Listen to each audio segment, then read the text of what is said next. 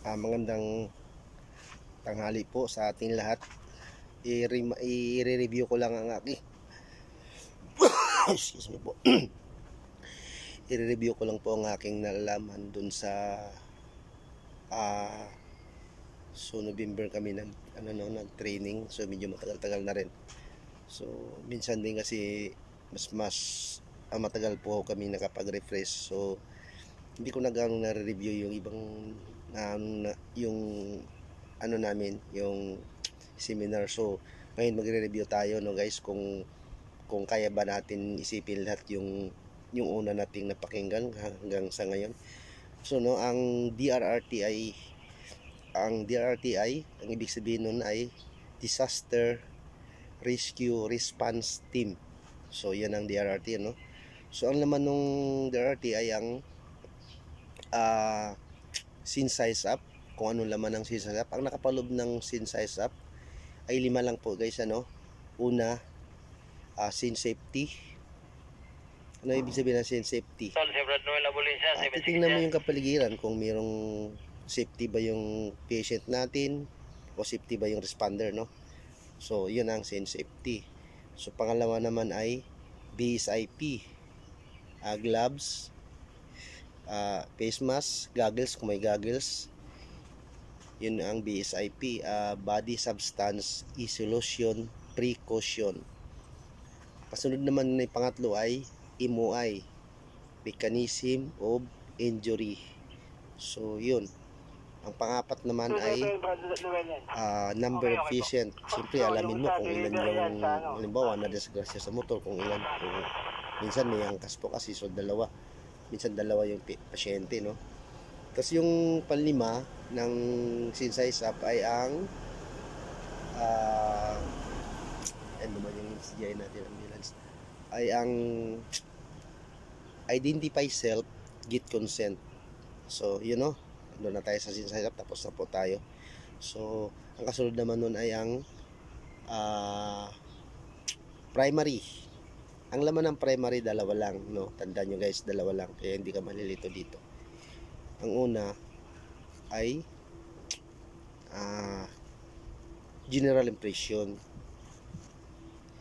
Sa general impression, siyempre tingnan mo siya kung ano ba siya, lalaki, babae, ilang taon, anong height. So yun ang impression mo. Ang kasunod naman nun ay ang level of consciousness. Kalagayan niya, kung responsive ba siya or hindi. So doon mo siya malalaman. At ang kasunod naman nun ay responsive. So para hindi ka malito, alamin mo yung anong laman ng responsive. Ang laman ng responsive ay check, kalimutan, unang-una, EBC. Ang E naman ay airways. Ang B, yung breathing natin, then circulation. Then siyempre tingnan mo kung may bleeding.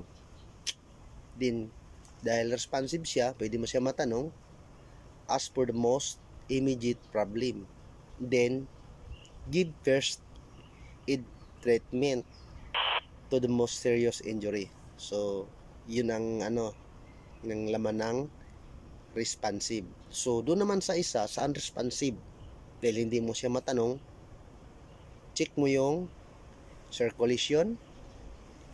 Kasunod ay ang airways, yung airways. Siya na guys, di ako kasi nagpag-aral yung yun. Ngayon, yung B naman ay yung breathing, yung hininga niya, no. Then bleeding pa rin. Siyempre tingnan mo kung may dugo kapaligiran. So siya kaagad, treat to the most serious injury, no. Tapos yun, ang ang nakapaloob pa nun ay ang rapid assessment. Then rapid assessment, ayun yung rapid assessment po. So tapos na tayo doon, yan ang laman ng unresponsive.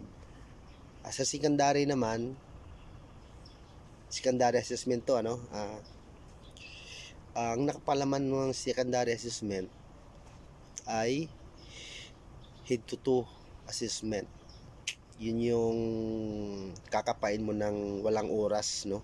Kasi yung rapid assessment may oras po yun eh, 60 to 90 minutes. So isang minuto at kalahati. Pero ito namang head to toe assessment, wala po itong oras, kakapain mo lahat yung kanyang katawan. Then ang kasunod naman nito ay DCAP BTLS, tapos sample history. Ano namang ibig sabihin ng DCAP BTLS?